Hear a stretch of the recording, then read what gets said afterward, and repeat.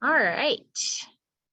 So I would like to welcome everybody here today, especially our special guests that are here with us. This is a special Connectwork, as everybody hopefully is aware that yesterday was International Women's Day. So there's been lots of festivities. We kicked off last week with Inspire. We awarded Dr. Janet Morrison with our Naseem Samani Award. It went great. Donna did a great job as well. I hope some of you were able to attend that. And now we have this great event. So I just wanted to welcome all. The Brampton Board of Trade is a dynamic association of business owners and city builders representing the manufacturing, logistic, tech, healthcare, and food processing sectors. 70% of the board's memberships are small businesses that contribute to Brampton's vibrant restaurants, unique shopping experiences, and reliable business services. Together, Brampton Board of Trade members employ more than 61,000 in our city. Now this is Connectwork. It's one of 7 Board of Trade networks, such as we have Talent Network, Innovation, and Trade. We have also Goods Movement and a few others. This one is focused on personal and professional development for Brampton's business women. So this is a good one to have, especially the day after International Women's Day. We get together once a month. We have a good group of women, so this should be a great opportunity for all of us to learn a bit more on what is happening within our community. So this is, as I said, is a special edition of our Connectwork. We have Pink Attitude, which is Ruby Dillon, and we have John Stevenson from Cultural IQ. They are going to be putting us through their presentation for South Asian women in the workforce, the challenges and opportunities that they are facing currently in our community. So I'd like to introduce our CEO, who is with us here today, which is exciting. Todd Letts is here. He will go through his hellos and our land acknowledgements. So welcome, Todd. Thank you very much, Jen, and welcome everyone. Special welcome to City Councillors Martin Medeiros and Councillor Rowena Santos, and to all of our distinguished guests here today. As Jen mentioned, this is a continuation of the conversation and celebration of International Women's Day. If you missed Inspire Her last week when we kicked off celebrations, you can view the recording at bramptonbot.com. And the conversation continues today with an outline of the great research that has recently been completed by Ruby Dillon, John Stevenson, and the Pink Attitude Evolution. So we're really looking forward to the panel discussion today. You know, as is tradition at the Brampton Board of Trade, I'd like you to please join me in acknowledging the land on which we gather and our commitment to renewed relationships built on the foundation of mutual understanding and respect. The Board of Trade, as you know, operates in the city of Brampton and in the region of Peel, and this region is part of the treaty lands of the territory of the Mississaugas of the Credit. For thousands of years, Indigenous peoples inhabited and cared for this land and other regions all along the Innovation Corridor. Specifically, we acknowledge both the territory of the Anishinaabe, the Huron-Wendat, the Haudenosaunee, and the Ojibwe-Chippewa peoples, and the land that is home to the Métis, and most recently the territory of the Mississaugas of the Credit First Nation, who are direct descendants of the Mississaugas of the Credit. We're grateful to have the opportunity to work on this land, make friends on this land, and prosper on this land. And by doing so, we give our respect to its first inhabitants. As participants in today's event, we come together as one. We believe at the Board of Trade that everyone is free to be their true self and to receive the same respect and opportunities regardless of age, ethnicity, gender, culture, identity, sexual orientation, beliefs, or language. We hope you'll all join us in fostering a positive environment during today's discussion and ensure that we have a safe and welcoming place for all. Thank you. Thank you, Todd. I'd also like to say thank you to our sponsors of Connectwork. It's Dynacare and Maple Lodge, which then will go into our introduction of Christy Barnes, our facilitator of today's activities. Christy Barnes is the Director, Performance the Director of Performance Culture at Maple Lodge Farms, located in Brampton, Ontario. Christy has an extensive background in HR, bringing more than 20 years of experience from top employers, including Coca-Cola, Lyrico, and Amazon. Passionate about cultural transformation and talent development, Christy coaches leaders and nurtures relationships that aid in people's professional growth. Christy is an active member of Food and Beverage Ontario, promoting the F&B sector as an employment destination with youth and new Canadians, and sits on the Program Advisory Committee of Conestoga College, aligning skills of new graduated with the needs of our industry. Christy, thank you for being with us today. Just also to say, we have chat on the side. If you have any questions at any time, please utilize our chat section because we will be taking questions throughout this morning. So Christy, take it away. Great, thanks. Thanks for having me here today. I really appreciate it. As mentioned, Maple Lodge Farms is in Brampton, and we are very proud supporters of Connectwork, with upwards of about a dozen women that participate in rotational basis, depending on the topics each month. We've invited Councillor Martin Medeiros to be here with us today, as he is an ally to the study that Pink Attitude will be presenting this morning. Let me introduce the councillor. Welcome. Martin was first elected as regional councillor for wards 3 and 4 in 2014 and was re-elected into office in 2018. For the 2018 and 2022 term of council, Martin was elected as chair of the Planning and Development Committee, the Audit Committee, is a member of the Citizens Appointments Committee, Governance and Operations Committee, CAO Performance Review Committee, the Downtown BIA, and Brampton Senior Citizens Council. At the Region of Peel, he was elected Chair of Human Services and is member to various committees and will serve on the Peel Police Services Board for 2021-2022. Welcome, Councillor. Thank you very much, Christy, good morning, everyone. I am Regional Councillor Martin Medeiros, and I'm also the Chair of Economic Development at the City of Brampton. I'm pleased to be here this morning to celebrate International Women's Day. Today's panel's discussion will focus on the findings of a report completed by Pink Attitude, Evolution, and Cultural IQ about South Asian women in the Canadian workforce and challenges and opportunities they face. The report, in which the city proudly sponsored, identified key areas where leaders can support South Asian women in their careers to help unlock their potential. Brampton is known for the highly skilled and educated workforce we have. Tapping into the group of unemployed and underemployed South Asian women in Brampton is an opportunity to further unlock the potential of our residents, community, and businesses. One key recommendation coming out of this work is for Canada to introduce a Canadian Experience Gap Grant, with the goal of integrating immigrants into the Canadian labor force. I'm looking forward to hearing today's panel discussion on how we can do our part to break the bias. I would be remiss if I did not acknowledge Ruby Dillon, who I take this opportunity to, and very proud to notwithstanding call a friend, someone who I've known from when this was an idea and what's evolved into what it is today. And certainly if there's a woman that I would really want to recognize and celebrate, especially on International Women's Day, would be certainly Ruby Dillon. And all of her incredible work Pink Attitude has done in our community to empower South Asian women to achieve their full potential in their chosen endeavors. I have personally been a longtime supporter of Ruby. Her tireless passion to uplift the community and is inspiring to many. At this time, it's now my pleasure to invite Ruby and John to share more on the study. Thank you very much. Good morning, everyone. Thank you to the members of the Brampton Board of Trade for this opportunity this morning. Thank you, Martin, for that very kind introduction. It's hand in hand in terms of support and getting to where we are today. So it couldn't have been done without your support, Claire, the City of Brampton, and obviously today with the Brampton Board of Trade.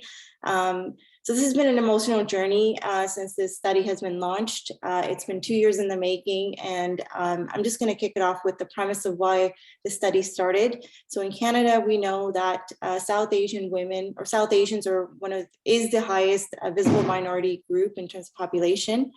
When we scale down in terms of just understanding as an organization, where can we help and support South Asian women? It'd be really naive of us to proceed that way if we didn't have data to support it. And when we went out and looked for data, there was no data. So we're proud to present the first of its kind study, first benchmark for South Asian women. there is work to be done. So we're not sort of, it was very emotional in terms of what the findings have come, but we are grateful for the sponsors and members like yourself of the community who are willing to support. So the journey started with South Asian women being unemployed at 20.4% over the national unemployment rate at 11.4%. And with that, I'd like to introduce my colleague, John Stevenson, who's been my right-hand man in terms of this study and is a leader in research, who will be taking us through the presentation. John, over to yourself. Thank you very much, Ruby. And I want to thank everybody here today. I acknowledge in particular the City of Brampton for their passion and support for this whole project. So again, thank you all for today. We're going to do this very quickly. We're going to go through this in about 15 minutes. So I'll take you through it at a high level. We can dissect it, and our questions at the end, we can certainly go back to it. So again, really, we'll be able to contextualize the reasons for this. We want to understand why, despite having a high level of education, this is a large workforce already in Canada and a rapidly growing one. Why were they facing such barriers in terms of unemployment rate as defined by Stats Canada in 2020? The methodology, we did a national study. As you can see, it was done between September and December. 25 minutes in length. We surveyed over 2,000 Canadians across the country, English and French. We surveyed not only South Asian, but other women of color, as well as a sample of non-visible Canadians as well. And we also had a boost of success. Success was self-defined by one of 5. They had to answer the top 2 boxes on all 5 questions. So it was a self-identification through the survey to see what were the nuances and differences amongst the group. Quickly going through the stats. Canada is obviously dramatically changing. Brampton is really ground zero for a rapidly changing labor force, and certainly you're familiar with these numbers as well. And certainly South Asian women are one of the keys to our future. They're the largest community in Canada at 2.2 million estimated, followed by the Chinese and the Black community. We're seeing a dramatic decline in birth rate. This is global. This is very much across many Western societies. We need about 2.1 as a replacement level, and we're well below that level, as you can see. So therefore, we're relying really on immigration to drive our labor force, not only for permanent residents, but also international students. A big drop during COVID, but you can see the forecast are significant increases in immigration for the next 5 to 10 years. They come in with an economic class, highly skilled, highly educated workforce coming into the country. They come in right at that prime work years, at 25 to 44 years old. And our major sources of immigration, as you know, are coming in from Asia, with South Asia being the #1 source. What we've seen is a dramatic change in terms of PR. The source country has really moved towards India over the last 5 years. International students is the same picture. India has replaced China as our primary source for international students. The difference in journey is really important, and it's going to play through the study. Most Chinese students come in and do a university degree in Canada, whereas a lot of South Asians from India come in and do a college degree in Canada, having done a university degree back home, and that's going to play through the data. Nonetheless, highly skilled workforce, as you can see. So the question is, why? Why was this group so at such high levels of unemployment as identified by Stats Canada? And the #1 finding was this. The largest, one of the best educated workforces is really overlooked. If we look at the overall stats, they're not immune to systemic barriers and negative perceptions in the workforce. More than half are planning on quitting their jobs in the next 2 years due to concerns. Despite that, or they have an entrepreneurial spirit, which is really positive, and are driven to succeed.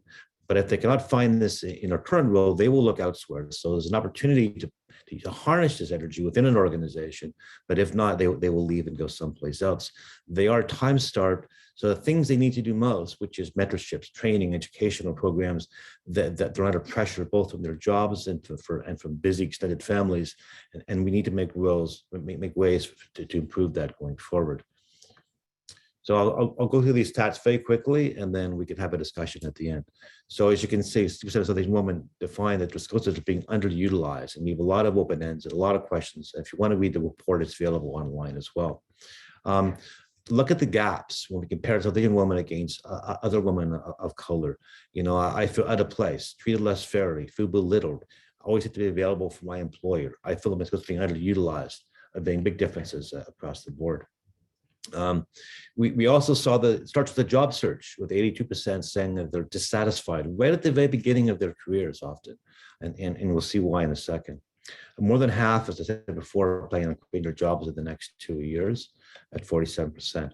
A lot of it, companies are risking losing talent. 85% would prefer to quit than wait for empty promises from their manager, right? 65% said, I'm just going to, thinking I'm going to business for myself.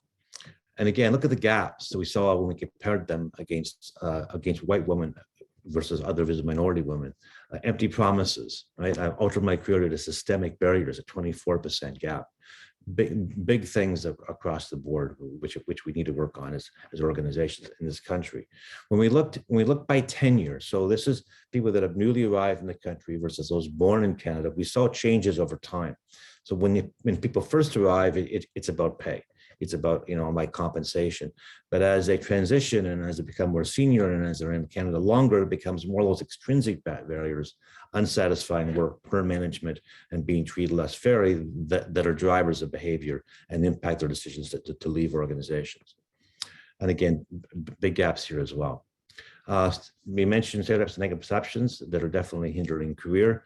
Some of these are across the board. Some of these affect all women and all newcomers. But the one that stands out for me was a non-university degree coming up at 60%.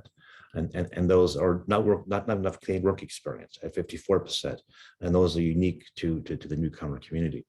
And again, big gaps. This one surprised me. Accent when I speak. A lot of South Asians speak English fluently, and yet they perceive it as a barrier and a hindrance for career progression.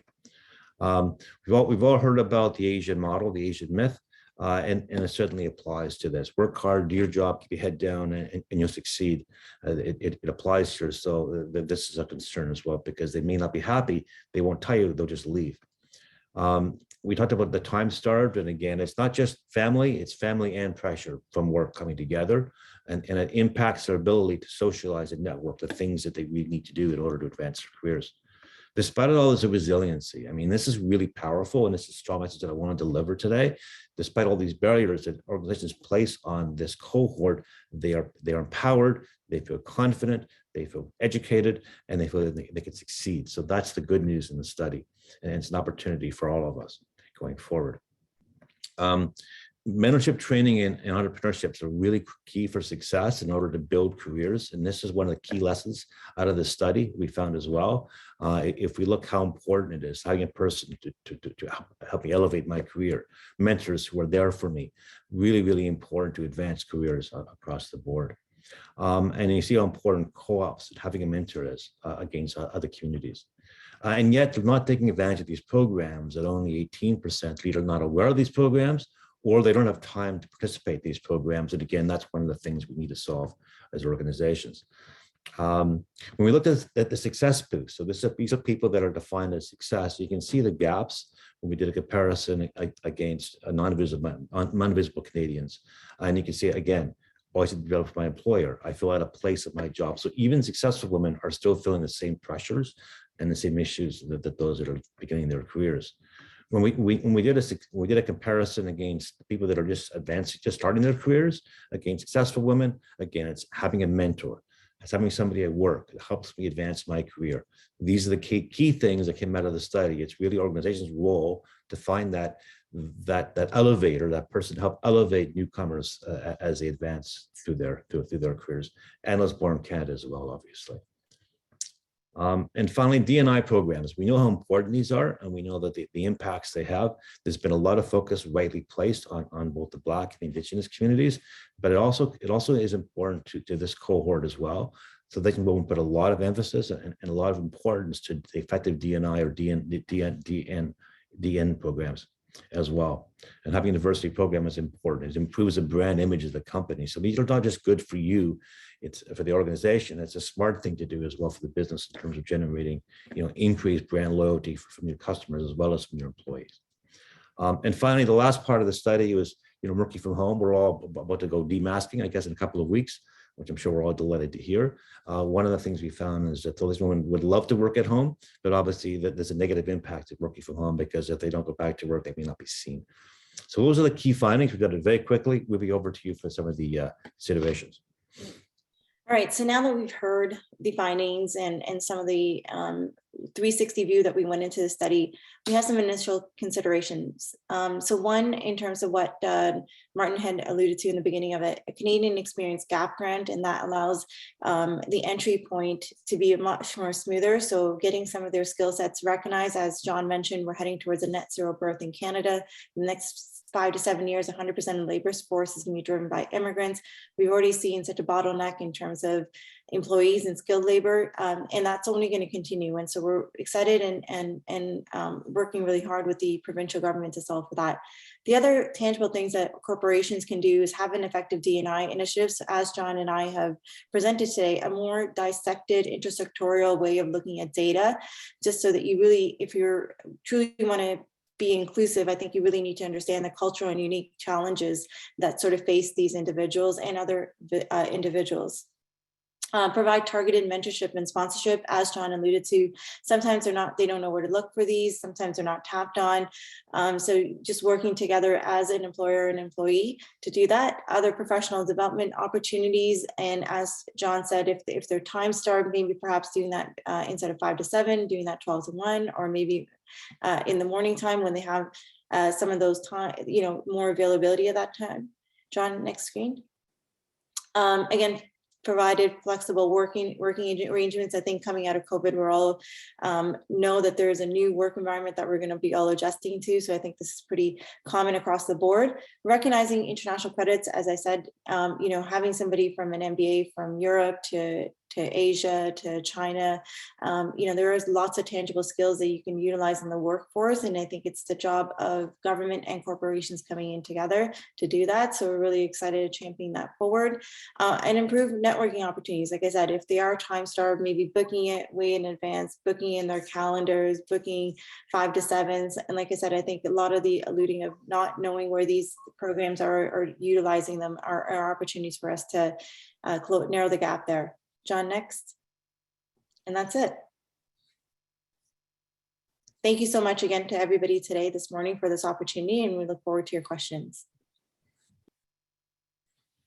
Thank you, Ruby and John, for your very insightful study. Jen, are there any questions for Ruby or John? Not yet. If anyone has any questions, you can write it in the chat or please speak up. Or you can wait until the end of our panel discussion when there'll be more opportunity to ask. Sounds great. So why don't we move into our panel portion of the network? I'm happy to introduce Councillor Rowena Santos, our Brampton Board of Trade Chair, Donna Fagon-Pascal, and Usha Srinivasan. I hope I got that right. We had a little bit of a conversation yesterday to get that corrected down. Director of Ryerson Venture Zone. So let's direct the first question to Councillor Rowena Santos. In practical terms, how can we help foster a mentor-mentee relationship, both in the workforce and socially?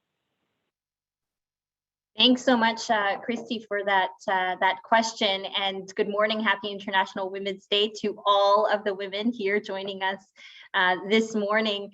I am currently sitting behind the council chambers because we have a committee of council meeting this morning. And so you might hear them testing the equipment in the background. I apologize in advance if that's the case.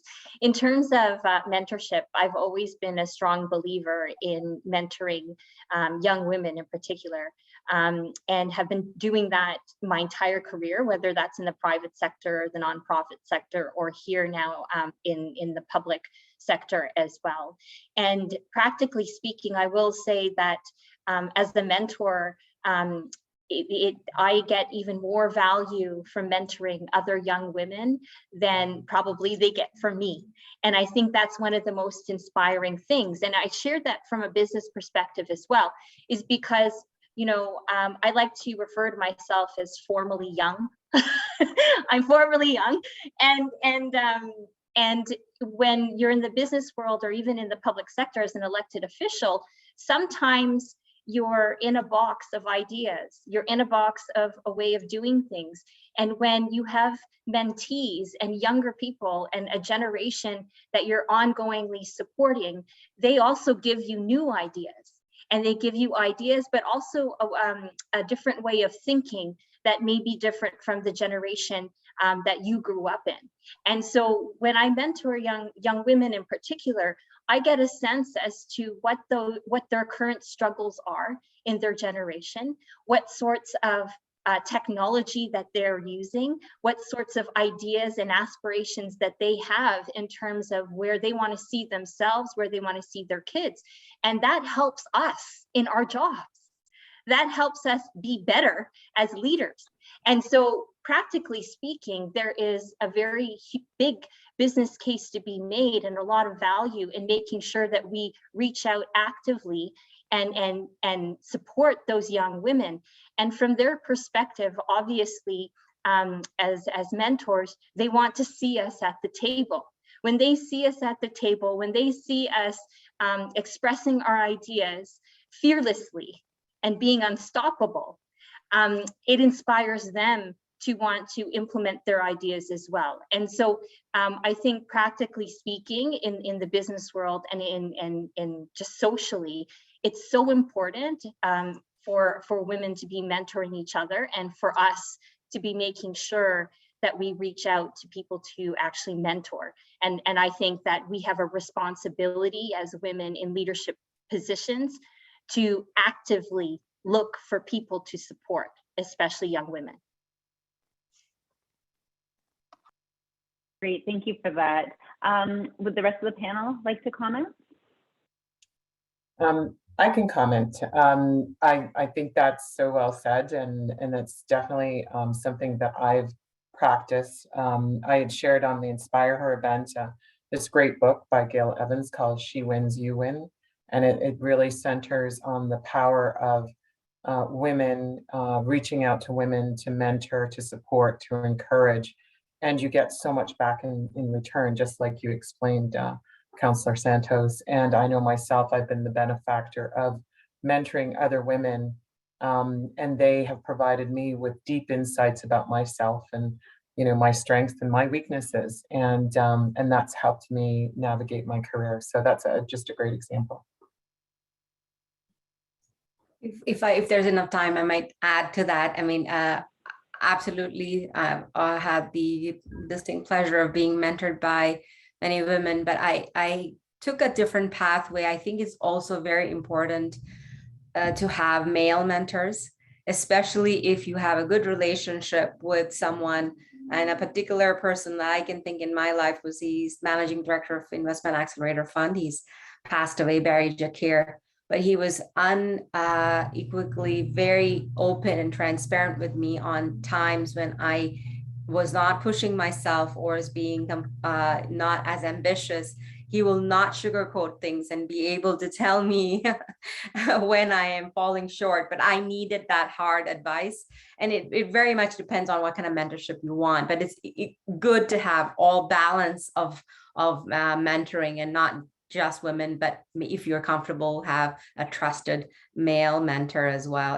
And I agree with you, Councillor Santos, you get so much back from, I always call them reverse mentors. I feel like my team is all young, they're in their 20s and they're my reverse mentors. And often I say, what am I not doing right? Especially technology related. So I completely agree with you there. If I may just add one thing, because Usha, you just sparked something very important, which is the male allies and mentorship from male allies. The reality is that, you know, I see so many amazing women here in leadership positions in this particular event, but when we walk out of this virtual room and into the boardroom, we are still few and far between, quite frankly, and there's progress, but there's still few of us. And so when we find those male allies who are willing to be our mentors and make space around the table for us and for more women's voices, I think it is so important for us to also make sure that we reach out to them because they are there to make room at the table for all of us. Absolutely, yeah. Thank you for that. Donna, I'm going to ask you to start us off with this next question. Is there an example of mentorship that you can share that has affected your own career? Thinking from, did a mentor push you to apply for promotions, offer referrals into their network, offer kind words, or provide other forms of support? Yes, actually. So my first executive role is a great example. I was working for Federal Express at that time, and then I was contacted by a headhunter for a director role, which I thought, oh, this is good. This is the next step in my career. It just all fits in the pattern. And then when the offer came down after the process was completed, I was offered the VP role. And I was like, sorry, I think you made a mistake. Like, why would you offer me a VP role? There must be, is this, I thought there was going to be a camera at the end of the offer, because it just didn't make any sense to me. Why would you, jump me, a step? And they said, well, they see something in you and they think that you actually more, you operate more like a VP candidate, and they feel they want to upgrade the role to a VP position. So my first 6 months in that role was a little bit of I feel, a disaster, because I operated as a manager in a VP position. And my boss, who was male, I had two bosses, one in the US and one in Canada, and I reported, I actively was speaking to them weekly, and they really took it upon themselves to support me in every way. So my boss in Canada was an extremely brilliant man and knew everything about business. And we would set out weekly meetings, and he would just talk to me about business and why we're making the decisions we need to make, and the background behind it. It was just amazing. And then my boss in the US, we would speak weekly, and he would share insights on how an HR executive needs to show up and participate in the business and be a partner with the business. In addition to that, they then also sourced external mentors through Women in Food Service. So that was an organization they linked me with, and they provided me with mentors through that organization. So it was like a village. And I could tell you my performance in the boardroom improved considerably, seeing that when I first started, I couldn't get a word in edgewise. And, by the end of it, I was, in respectfully toe-to-toe with my male colleagues, and, eventually able to get their respect and influence, being able to influence decisions and so forth at the boardroom table. So that experience for me was pretty, I think it was life-changing, really, having, those two male leaders take interest in my success and believe in me in that way. Very, very empowering.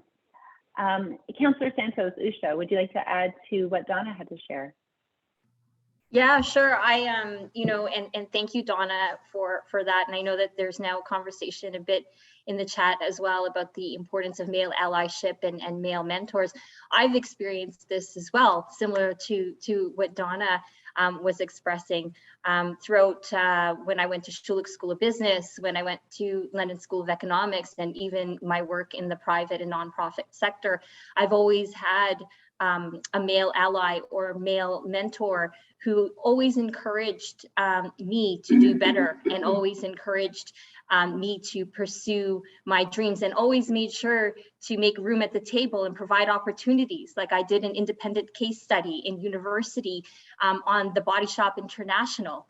And I traveled around Europe in order to do research on Anita Roddick when she was alive. And those are the opportunities that at that time, because I graduated from Schulich in 2001, at that time were not necessarily as available to women in business school, right? And so that level of mentorship and allyship opened the doors for me on many different levels, and provided me with the support to pursue a lot of the things that I believed in, which was on sustainable development and meeting other amazing business leaders like Anita Roddick, who was still alive when I was doing that case study. Maybe I can add something related to what Donna was just saying. Many women, as they progress through their career ladders, confidence is a big problem. And I remember this particular place, and I was a director of market intelligence at Mars Discovery District, And my managing director had moved on to a finance role as CFO, and I didn't think for a minute that I was the right candidate to move up. And I had colleagues of 5 or 6 people. And when it was offered to me, I had a very big reaction of rejecting it. No, I am not the right person.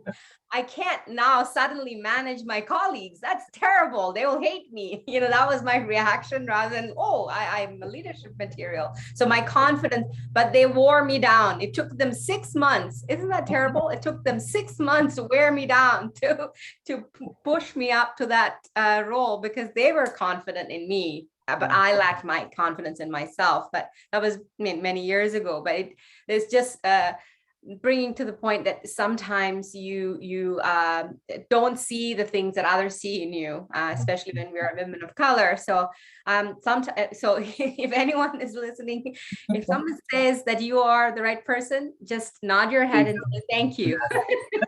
Believe them. Exactly. We all need those pushes of encouragement from time to time. Thank you for that. Usha, officially, welcome to the panel. This question is going to be for you.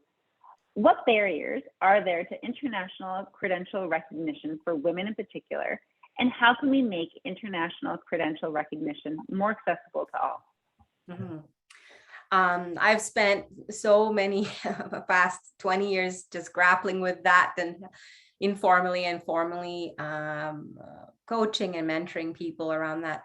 I think there's like a fundamental issue around internationally trained professionals immigrating. I think what happens in the immigration process is there's like a point system. Everybody who has known someone who's immigrated or immigrated yourself knows there's a point system. When that is done, they look at PhD, masters, as good, great, you have good points, but no one in that process asks the questions or is transparent to say, because it's not recognized in our country, you might have to do X, Y, and Z before you are able to work. That conversation does not happen. It happens after they've landed here, they've left their home, they have come to a country where with their little savings and trying to live a life here. So it's too late. It's too late to have to figure those things out then. So maybe there's some kind of measures that need to be put in place at the immigration level. And then I know the past 5 years, though, the colleges especially have done tremendous amount of work in helping with the fast tracking, whether if you're a computer science graduate, Algoma has this amazing program for that. Ryerson Chang School has that for medical professionals. So I know things are happening.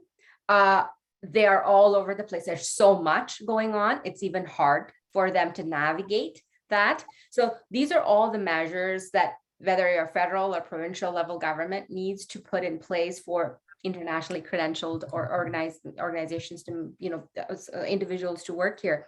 I went to school in the UK. I did not have any difficulty finding employment here because it was a recognized entity.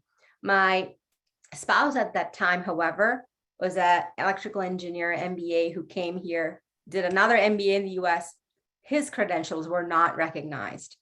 In fact, we actually moved to the Yukon in Whitehorse for 3 years as new Canadians in the 90s in order for him to get the relevant work experience. A lot of times when internationally credentialed individuals ask me about work, I say, leave Ontario, go to the rest of Canada where they need your support and get the experience before you come back to this very crowded and very competitive city. Maybe very brutal advice, but sometimes you have to go get that experience to get that. In 10 years, so much good has happened in Canada in making that baby steps forward. I've even heard an ad called Achieve on radio. I've been hearing that from the federal government side. So I could talk about this for an hour if you let me. So I'm going to stop.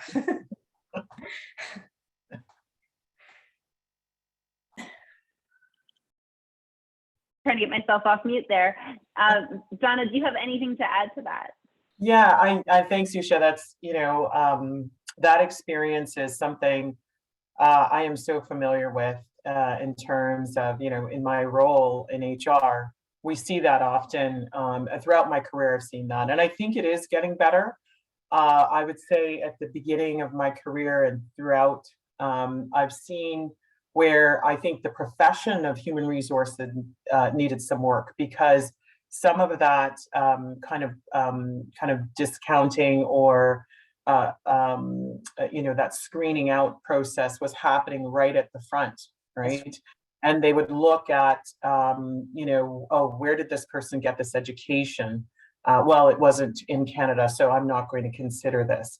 And so not even to have a conversation or even look at transferable skills. So I know that the HRPAO, started to have conversation about trying to change that mindset, because I think some of that, bias was intrinsic in the system, and that was happening. I know for myself, any role I've been, I've really tried to push and change that mindset and look at transferable skills and push our leaders to think outside of the box. I do realize though, and we do recognize there are some roles that do require certain types of certifications, and they can't operate in that function unless they're certified in Ontario by a college or university. And so those are some of the challenges we're encountering right now, where we're finding that the bridging process doesn't exist. And so someone who is trained, particularly in our area, like for example, medical lab technology, somebody who's trained from certain parts of the world they have to start from scratch, and that could be like a 3-year program. That is a significant investment for a new immigrant, and so we're unable to capitalize on their skill.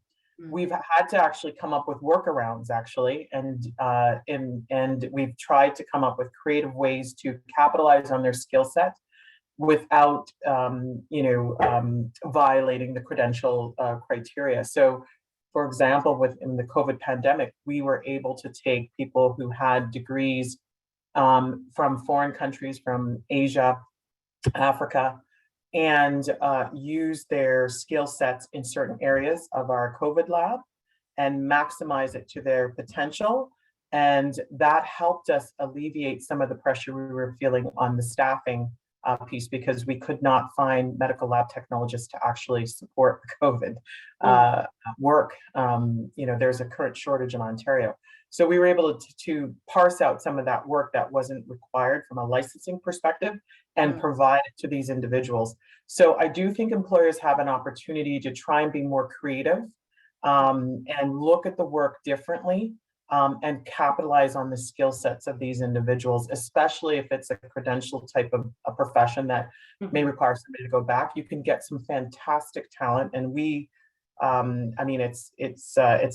our lab, we've got a number of examples of amazing individuals with master's degrees and so forth like that, that are really contributing to our lab and our company. So just by thinking creatively about the work. And with credentialed employees, for the safety of everyone, whether if you're an electrician, if you're a doctor or you're a nurse, yes, very important that we have apples to apples comparison of making sure they are able to work. We should not remove those those credentialing systems, but as to your point, make it, don't discount everything they have studied for or worked in 20 years and then start from. They don't have the funding to manage that. They have children to support and their universities, etc. It is impossible for them to climb that. And thank you, God, for acknowledging that. Because I feel like that is a significant issue in the front end of before they arrive here. They need to know the reality, because you're sorry to say, frankly, giving them false promises. Do not make false promises to immigrants, and then they'll have to figure out what to do when they get here. That is very damaging. Yeah, absolutely. A couple of hands are up. And so I was going to ask if we want to pause for a few questions, because this seems to be a very enlightening topic. So, well, go ahead, Ruby. I think I saw your hand up first. You want to ask your question? Yeah, so Donna and Usha, the great insights. So I agree. And what our recommendation is that we need to work with industry, we need to work with government, and we need to be creative. I think recognizing also that when they come here, it's either putting food on the table or being able to facilitate a career or be able to maximize, as we say, untap their potential. And so we're at a interesting crossroad where we need these people. And so I think we cannot hide behind this long-standing issue in this country, especially in the West. And I think getting ahead of it in increments as we're working with the government and corporate Canada, and using facilitators like Access Canada or TRIAC to be those institutions to do that wholesome 360 perspective with these people. Perhaps instead of the MBA being lost in the transition, that MBA could be utilized in the workforce. We know there's needs in, cybersecurity, IT, lots of those transferable skills can be, passed on in terms of like medical, or even like one of our partners, E&Y, they're in partnership.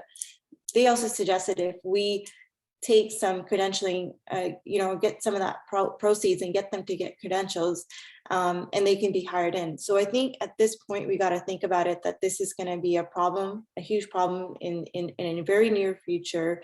We need to get ahead of it. So I think we all need to champion, how do we get ahead of it? How do we have those difficult conversations? And I recognize, Donna, for you to say those biases, I agree. We're talking about International Women's Day. We're talking about biases. I think those biases have been long-standing. And I think what we've done is like, hey, this is like an X because you're not from this country, and we've sort of just ignored it. Yes. And sort of, it's been a huge bottleneck for so many years. And I think we can't hide behind that.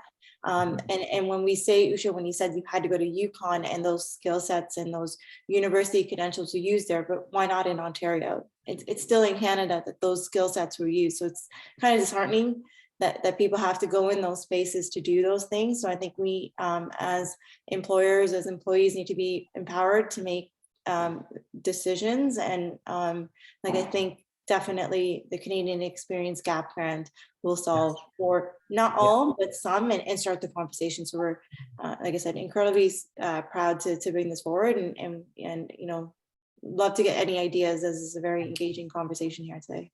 Thank you. And, other countries have solved for this. I hear a lot about Australia has done an amazing job figuring out how to look at transferable competencies and figure out how to bridge different professions and allow them to be productive faster in their economy. I think we shouldn't reinvent the wheel. We should go out there and see what countries are doing to maximize this. I agree, Donna. I'm a believer of not reinventing the wheel and work with what we have. Love to keep this conversation going with you on the side. Pradeep, you have a question you'd like to ask? Yes, Ruby and John, thank you for giving this so-called face to this name. These statistics actually benchmark the things. We all belong to South Asian family. I also belong to South Asian family. So we somehow knew like this is a problem, but you have actually given a face to it. It's good. But let me tell you, you are facing an uphill task. It's going to be extremely difficult thing. You may have to, the rest of your career will be going on in this thing, just to work on this thing. But the situation, the issue is like you have identified the problem here in Canada, but it starts way back. Let me tell you a little bit about myself. I am working on a women empowerment project for South Asian women. The only difference between being that you are working here in Canada, I am working in India, where it actually begins. So tons of things happening. There is the women who are born here in Canada, it's so much better for them, right? But because a lot of chunk of these women is immigrants, their sisters, mothers, and we still have like tons of immigrants coming into this country. There are numerous things that are happening in India. You need to have a look at that also. Like there are things like I would say that there is a term called time poverty, right?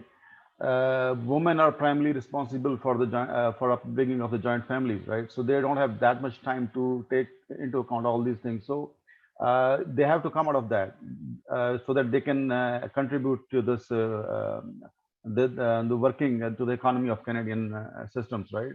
And then there are social norms. There are so many restrictions on the women. They have to come out of that thing also. Lack of education always is there because in India, somehow the mentality is that women in cities, okay, it's fine, but in villages and countrysides, the women are not that much educated, right? So when they immigrate to Canada, of course, they have to face the uphill task, right? The gender pay gap is so prominent, so much everywhere. We have to work on that thing also. Unequal rights is so common, like men and women, they don't have equal rights. That's what you were talking about in this discussion also. And then there are some other more serious issues also. Indian women have gone through many things that women in West have not. Things like dowry related problems, right? That is so much prominent there.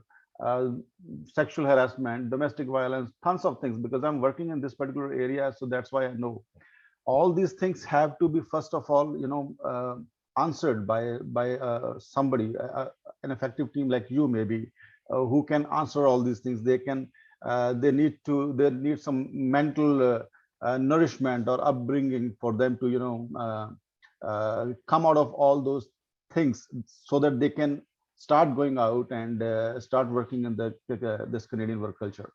So that's what I basically want to say, because I'm working in this particular area, so I'll know a little bit like what exactly is happening. So, and the root cause, and these things will automatically start. You'll automatically start getting solutions for all these things. Mm-hmm. Thank you. If I may add. Sorry.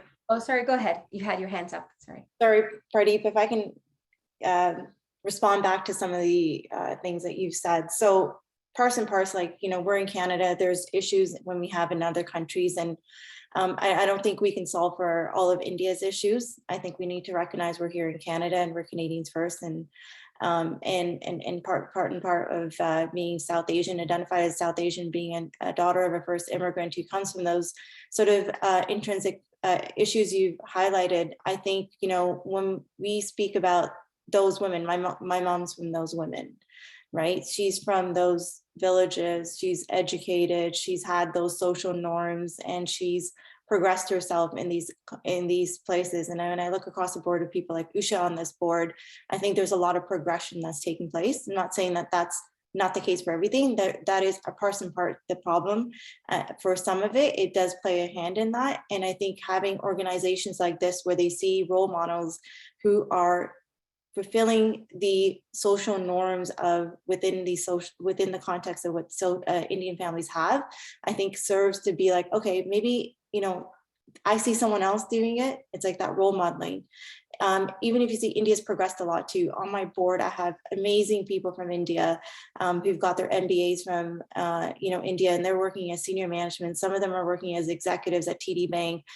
Phenomenal. So I think the problems that you alluded, there is a part of that, but that's a part of the cause across like all sort of like visible minority groups. It's sort of an issue within all of our communities. And I think absolutely it's an uphill battle, but I think someone needs to start somewhere. So I think the dialogue needs to be, hey, if this is some of the things that you do, seek help in this country. I think that we're a beautiful country that we live in diversity. There's lots of support here, and it's about sending these people to those opportunities so that we can kind of overcome those barriers so that they can be successful. I think Canada is a country of solutions, and they have systems in place, they have programs in place, and I think there's lots of opportunities where we can leverage, maybe if those facilities are not common in the native countries that they come from, that they can absolutely take advantage of here. Mm-hmm. Definitely. Thank you. And may I add a comment? Anytime when there is a big systemic change you're going to make, and that's what the study is all about, systemic change that you're trying to start. It's a complex place to start with.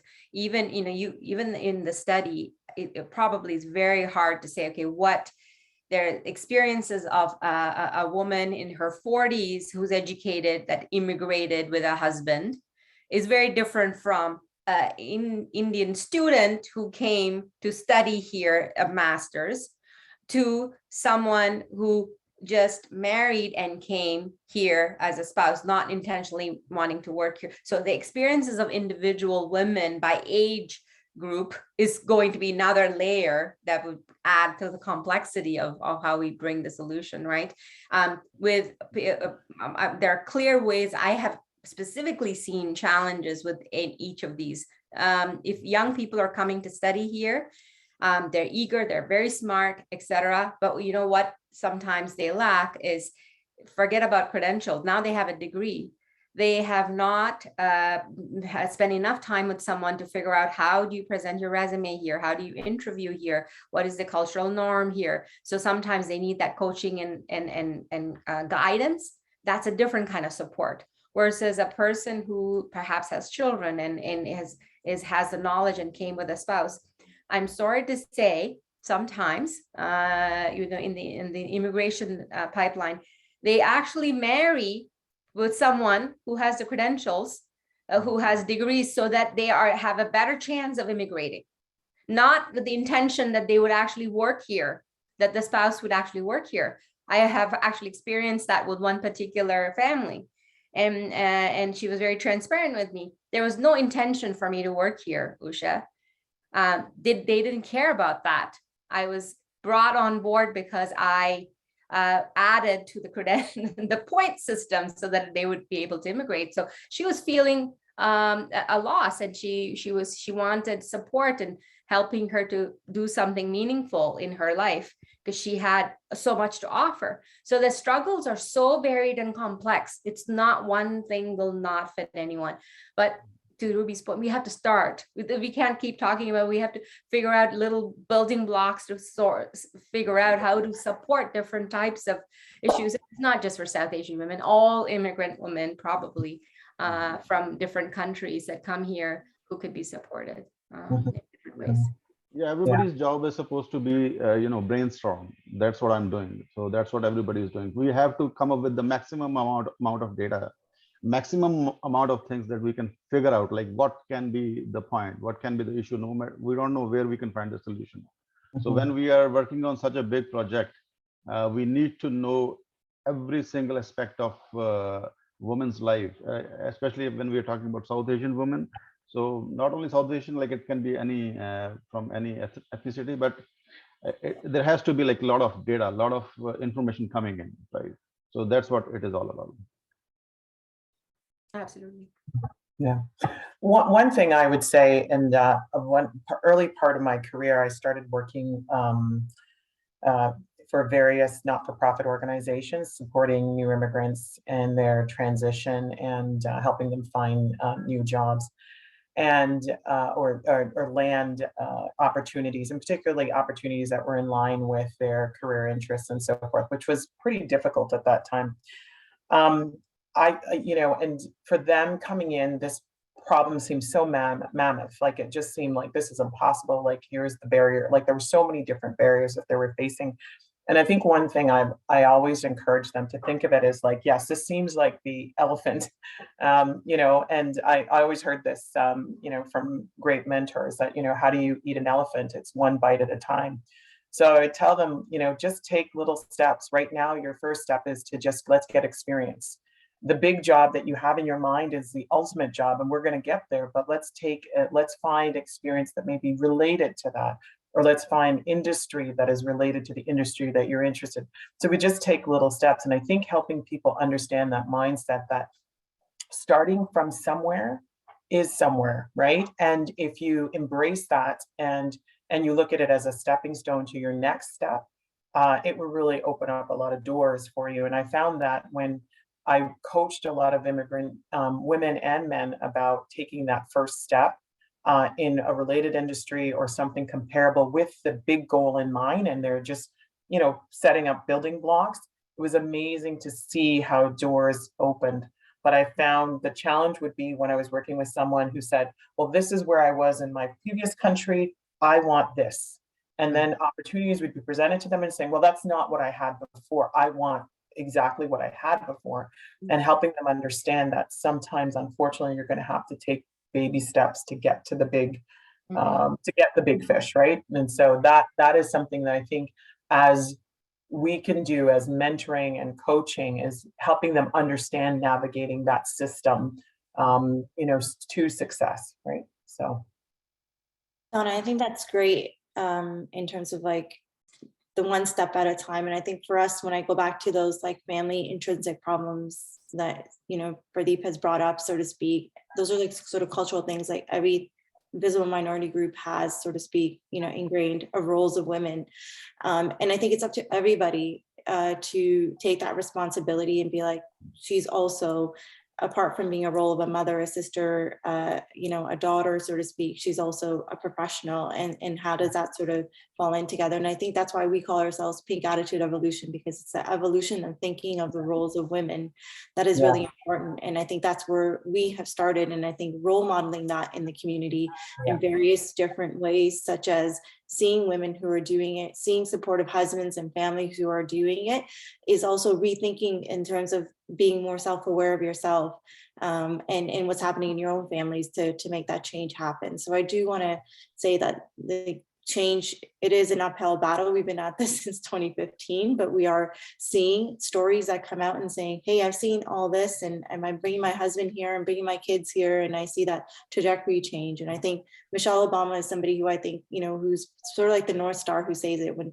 you saw Michelle Obama speaking with Barack Obama on that stage, you've changed legacy for that Black community in terms of where that legacy. For me, I look at Ingenuity as being like North Star, as somebody that, I emulate and look forward to seeing and saying, hey, if she could do it, I could do it.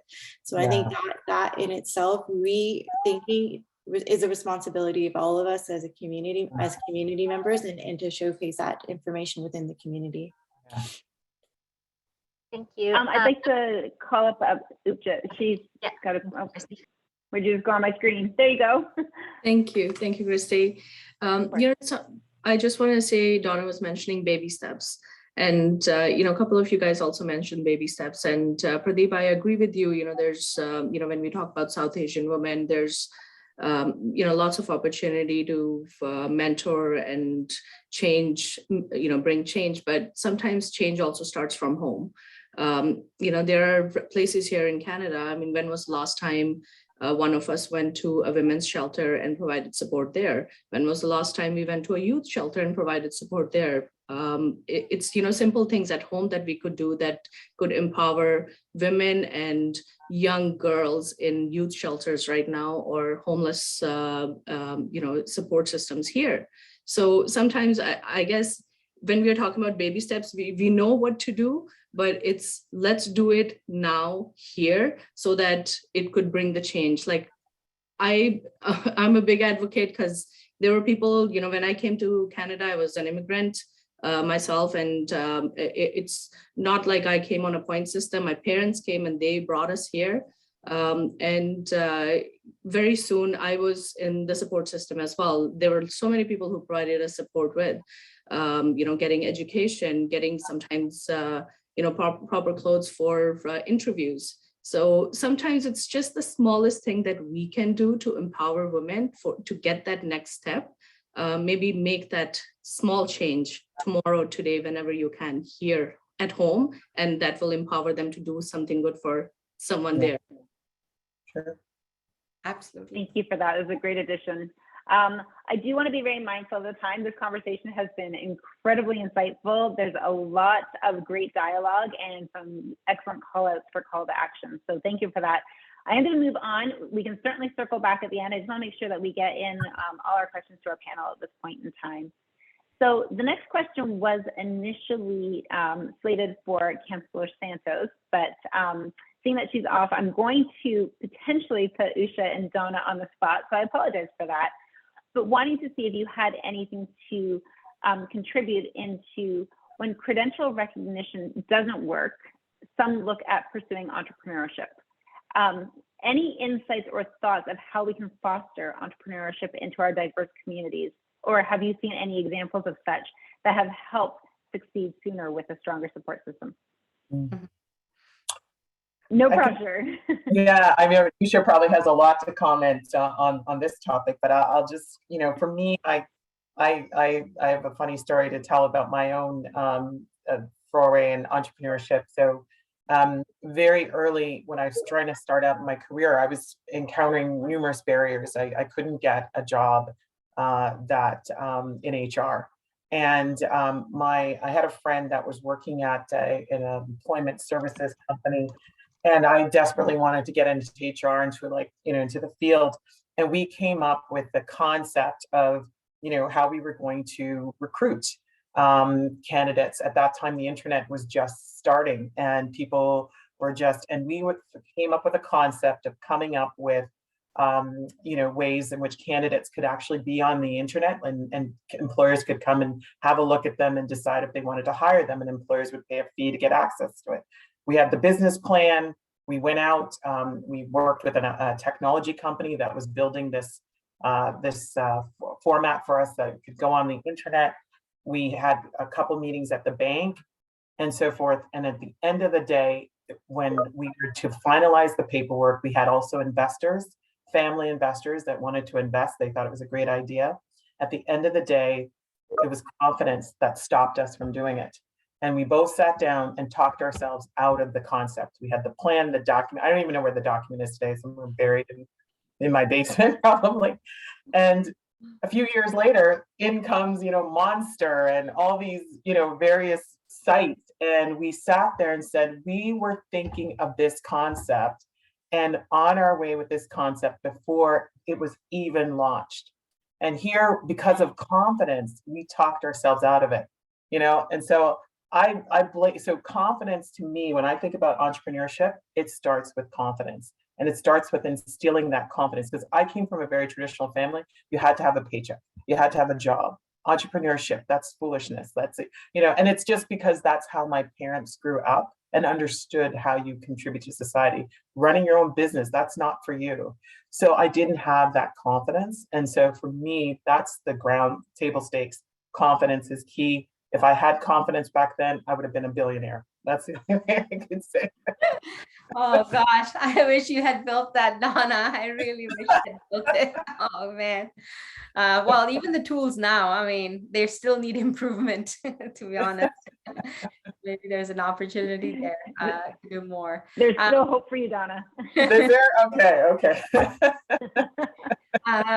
I would segment. I have had the good fortune of working with entrepreneurs for probably 15 years or so now, and being an entrepreneur myself for a short period of time. But I think, there's a distinction of, there are necessity entrepreneurs. People come in, they can't find, to Donna's point, they're like, is this job or nothing? They have pride, and they decide, okay, you know what, I just have to do something to support my family. So there's a necessity entrepreneurship, and nothing wrong with that. And over the years, my God, the number of support systems that's available has increased like crazy. I have seen whether it's Futurepreneur or different accelerators and incubators for technology startups, it's gone like skyrocketed, including, of course, Brampton Innovation District that's trying to do that. And then you have, but I'm happy to say I'm beginning to see some of that entrepreneurship from individuals who have been professionals, all diverse communities. In fact, at Ryerson Venture Zone, one of the reasons I took on this job is I love this community that I'm in Brampton. And I thought, wow, what an amazing way for me to give back to this diverse community. Everyone I have all nationalities in my cohort of people that are in, and they are not necessity entrepreneurs. They are doing this because they have found a problem and they can solve for it because of the knowledge they have collected over the years of working. And that's beautiful for me to be able to see that type of entrepreneurship where they feel like I don't need to work for the man. I can create something new, and I have the confidence, grit to do it. And that's it's been such a pleasure to be able to work with those kind of entrepreneurs. Yeah. Confidence is certainly key. Ruby, sorry, I don't know, is that a new hand or is it an old hand? Yeah, it's a new hand. Sure I don't miss New hand. Yeah, no, okay, it's a great. new hand. So we learned through the study that South Asian women inherently have that entrepreneurial spirit. They have that grit, resilience to be successful.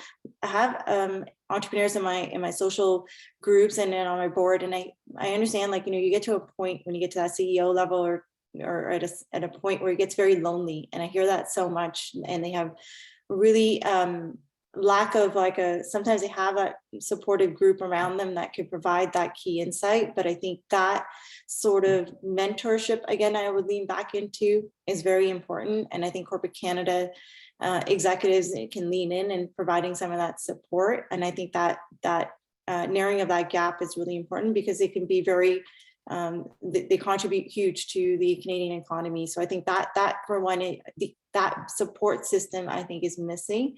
And I also think to be somebody who's come from corporate Canada, they know how different departments work. They know what a function of an HR is, they know what the function of IT is, and all sort of stuff. But again, they don't know sort of like how to kind of, they may have like a little bit arm's length relationship to that, but to have a fulsome view of that running their own business. So I think also having those kind of like out of the box creative thinking in terms of providing that support. So that sort of like coach, as I look at like celebrities, they all have coaches for working out. They have coaches and personal coaches as they go into, there's to that entrepreneurship. And it also then triggers things that they maybe not worked on in terms of like family pressures and other sort of barriers that kind of they've built over the years, and they sort of have functioned it there. So I think that coach perspective, I think, is really important to really hone into these people's skills, and then also hone into their success. Absolutely. We call them executives in residence, Ruby, and in our incubator, we call them executives in residence who help people, our entrepreneurs, with whether it's sector or technology or go-to-market or sales or finance. They're there to coach them through that entrepreneur journey. Great. Donna, I'm going to start with you on this one. Fundamentally, why is there a mismatch? Employers need staff. South Asian women are ready and willing to work, but they're not getting hired. At a basic level, what do you think the reason could be for this? Yeah, so many layers to that question. I mean, I think that the elephant in the room, I think there could be potentially some unconscious bias at play. I think what people envision, what a person in a role looks like, sometimes can hold them back from being open to seeing, potentially a South Asian woman in that position. I know I've had the privilege of, our leader at Dni was of South Asian heritage before she passed away. And she set a standard. I think when you see a woman in that type of position, heading a CEO of a company, and what she brought with her was such a unique flavor to leading. We called her the unicorn of leadership. Actually, we felt that actually should be the symbol of leadership, with such compassion. She was a woman that had, elder care responsibilities and extended family responsibilities. So she kind of exhibited all the challenges that a lot of South Asian women seem to experience with the family, work, and you're kind of balancing it all. But I think seeing that image of that woman in that helm, I think also permeated through our company. And it's helped us look at, so you see, we do have a lot of South Asian women represented throughout our organization. Our chief scientific officer at Dni is a South Asian woman. We have some key leaders throughout, directors and other managerial positions throughout the business that represent a strong presence of South Asian women. But I think having someone at the helm as a symbol shows people that there's not a certain look and you have to be open. So I do think there's an unconscious bias that does exist. And I do think credentialing sometimes could be part of the barrier. I also do believe, because I see it with women, other women of color, Black women too, is also to sometimes just confidence, sense of belonging. Do I belong? Is this culture inclusive? Are they open to my difference or what I bring to the table?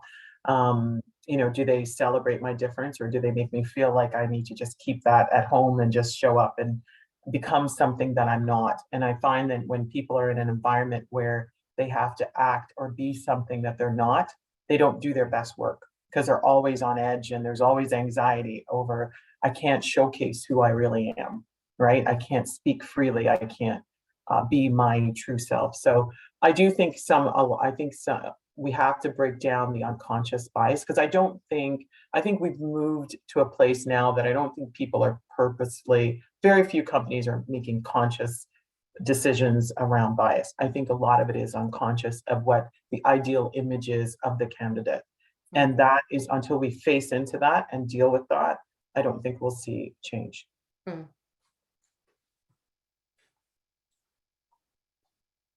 I'll see, Usha, do you want to add to this? Sure. And once you're done, I'll come to the questions. Thank you. Awesome. Yeah, I mean, absolutely. As Donna said, no one is intentionally necessarily discriminating anyone, but it could be actually two-pronged.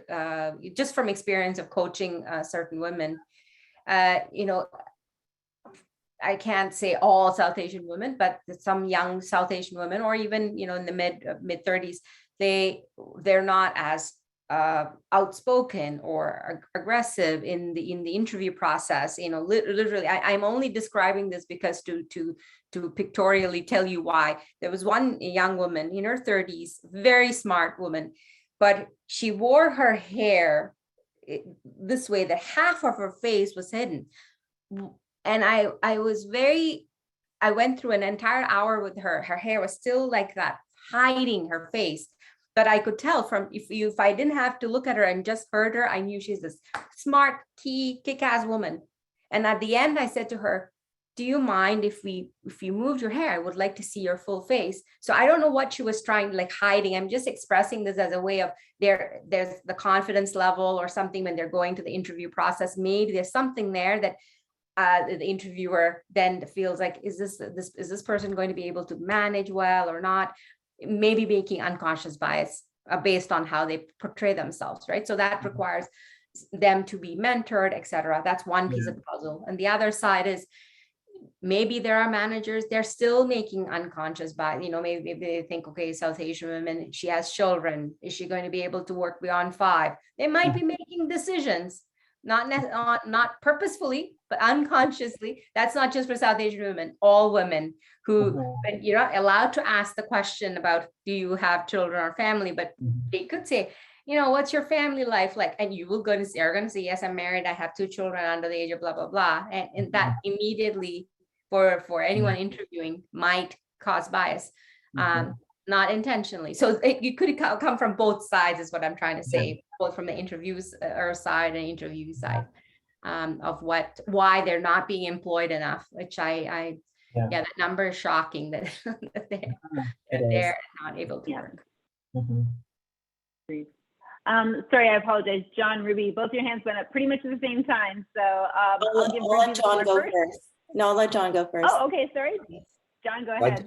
I really mentioned one of the findings out of the report, which is really the tracking intersectorally of some D&I initiatives. You know, if you don't measure, you can't change culture. And tracking things like how many South Asian women are in the workforce, that's a metric, which is helpful, but that's just one metric. And it's really important to really make sure. And we've done research with organizations where at the top level, when you look across all women, say we look across the whole LGBTQ community, it might look fine. But when you unpack that and get deeper into the data and start to stuff it and pick apart the different subcultures or different subsets, you start to see nuances coming through. And if you don't really get into the weeds or get in the details, you miss the truth. And that's really important. When we're looking at programs, we have to set up the right systems to track success within an organization. Thanks, John. Ruby. Thanks, John. So just to kind of elaborate on some of those unconscious biases, I think they definitely do exist. And I think it's just not having like a fulsome sometimes idea of somebody. Like I particularly know 2 executives who are incredibly smart, they're well-spoken, but perhaps they're not able to present their self as aggressively, but if you put them in that job, any VP or SVP or EVP on top of them would be incredibly proud. And I think that's on all of us to like look within ourselves and get outside of our thinking and really look at, if we look at the right business decision, I think is the way we should look at it. If we look at the right business decision, does this person hold value irrespective of how they look, irrespective of how they talk? And I think these are some of those skill sets that I think are easily taught, and you can get like large corporations can have that support and spend that money to get a coach, be like, hey, after that meeting, perhaps articulating your point in this way, in this fashion, in this manner will get your point. But at the end of the day, my bottom line, my work is still getting done. And I think I'm going to be investing in someone like that versus someone else. So I think it's that creativity and that rethinking that needs to be done. And I think we need to get far beyond thinking between, is this person versus how they look, how they present themselves. Is this person the right fit for my business? Will this person perform? And I think if we kind of go in with that first thinking, I think we could really change a lot of these dialogues that are happening. And in terms of, I can go on about this forever. I think, when we talk about our talent plan, action plan that we're bringing forward with Pink Attitude, I think it's also rethinking how we look at talent. Sometimes it's like you have management that's like, okay, this person's doing really well. My job is going well because of this person. And so that concrete barrier happens. And we see that so many times and so often. And I think that individual hypo talent needs to be sort of also have always a touch with HR, always needs to have a touch with somebody else outside of their business norm. And I think we need to relook at when we have hypo talent of how are they fostering their growth. And I think sometimes we lose sight of some really good talent, that we see that talent somewhere else in another company, and we're like, oh, we missed that talent. It just sort of went underneath our rug.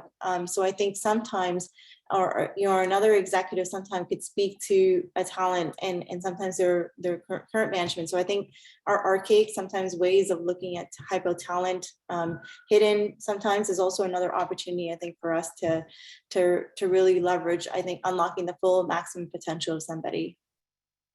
Absolutely. Great conversation so far. Yeah. So we have one last question and not much time to get through it. So I'm going to start with Usha. How can we redesign initiatives, how can we design initiatives that are transferable to other diverse and underrepresented communities, such as the Black and Indigenous communities? I mean, I think throughout our conversation here, many of the problems that we were talking about specific to South, it's not specific to South Asian women. It's all women of color plus women in general. So I don't think there's a huge variation in certain gender roles within families. Lots of immigrant communities have that kind of role. Women does X, Y, and Z in a family versus not. So I think the biggest difference is really generational differences. The younger to the older generation. That's where we, I think there might be some variations, but easy to think about these measures in all communities. I wanted to just share one thing around. I think this is common to all women. I remember this. One of our CEOs that was my mentor at Mars Discovery District, Ilse Turnick, saying this to me. And perhaps she saw that I was struggling with it and decided to tell me this. She was the CEO. She has 5 children. She was married to the University of Toronto president, and she had run an investment firm. I thought, how on earth did she do all of these things? And still young. And she said to me, women have to think about their journey as a marathon, not a sprint. I see you feeling angst, that you're not moving fast enough, you're not doing the things that you should be doing, comparing yourself to other. You have to be true to the stages that you're in and enjoy the times that you have. If you don't, and a lot of young women at the moment feel the guilt. Oh my gosh, if I take time to have children and have maternity leave, will I be behind in my race of getting up in the ladder? I think it's important to feel comfortable with decisions that we make for ourselves and feel proud of those decisions. And you will be able to progress. You're smart. You're going to be able to get to it, but don't think of it, I need to get there before I hit 30 or 50 or whatever the goal that might be. So I always, that was very helpful to me. That comment that she made was very helpful to me. And I try to be present in in, with my children or family or friends when I do those things, so that I can be a whole self when I move on in my careers, I guess. Yeah. Thank you for the opportunity. Thank you. Thank you. Donna, anything to add before we wrap up? I think, one of the things that we're moving forward with at Dynacare, and I've had this in place in other organizations, is employee resource groups, and creating these resource groups in a way that, for example, a resource group focused on women, resource groups focused on South Asian, employees, having, or Black employees or Indigenous employees, having resource groups in place where you can actually come together. And it's open to all employees, but you come together and you use it as learning forums, and you're purposeful on bringing, mentors, speakers, it could be as simple as a book club, it could be TED Talks, learnings, and bringing those in the workplace as a kind of a regular routine really helps.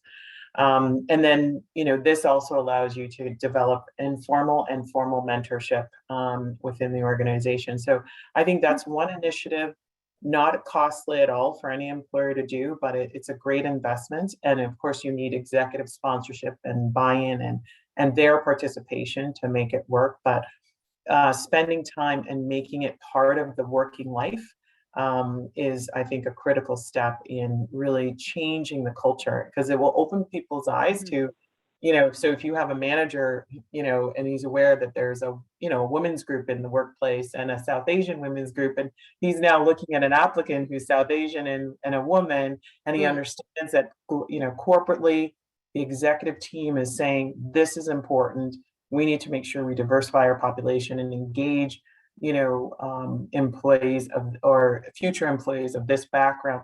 It will trigger something when they're now looking at an applicant. They're saying, I have a responsibility to create this inclusive environment and be open to applicants and consider people with this background. So, just that to me is like one simple initiative, and sending those messages out on a routine basis, is an example that I think is worthwhile.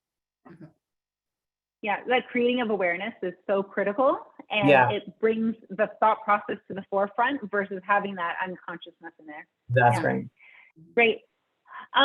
So before I pass this back to Jen to close out our event, I would just like to say a sincere thank you to Usha, Donna, and Councillor Rowena for participating this morning, and thank you for having me as your moderator.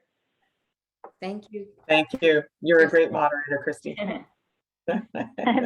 And also thank you to Councillor Martin Medeiros and Ruby and John for your very insightful survey. Thank you. Thank you. Thank you, everyone. Yes, thank you as well on behalf of the Venture Board of Trade. This was a very engaging conversation, and I'd like to thank you all for taking your time to participate today. I'm sure this conversation could have gone on for a long time, so we do have to end it, unfortunately. But yes, thank you to Christy as well for facilitating that. And I'd like to also go back to thanking our sponsors of our Connectwork, Dynacare, Maple Lodge, and we have a new sponsor, PDC Lawyers. Kate from our board is on here today, so we would like to thank them as well as our new sponsors of Connectwork. Moving into events that are coming up, our next Connectwork is April 6th, so please sign up online. Also, our Business Excellence Awards, May 5th. Nominations are, the deadline is March 15th. So please get your nominations in. If you have any, if you need the form or anything, please reach out to myself or anybody from the Venture Board of Trade team who can then send you the form. We also have tickets are for sale. Tables, get the early bird to get your tables bought. It will be a great evening. We have a lot of fun planned, as this is one of our first events back if we're in person. So we are looking forward to seeing everybody as well. If you have any questions in regards to this event, purchasing a table, purchasing tickets for yourself, please reach out to someone from the team and we will help you out. So thank you everybody, and we will hopefully see you soon. Thank you for your participation. Great. Thank you so much. Thank you. Bye.